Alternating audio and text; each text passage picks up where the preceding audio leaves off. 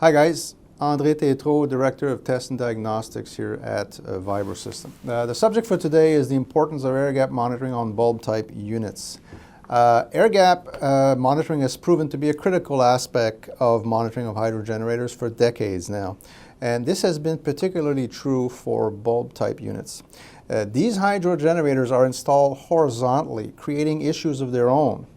And usually the nominal air gaps for these units is very small, less than 10 millimeters or a quarter of an inch. So monitoring of the minimum air gap levels on these units is crucial. But there's an additional issue with these units, and it's an issue related to the fact that they're installed horizontally.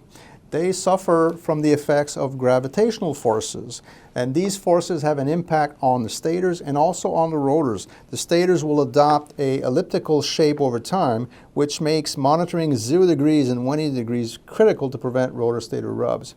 And rotor components such as dovetails or rotor rims, spiders, all suffer also from gravitational forces, so they need to be monitored very closely as well.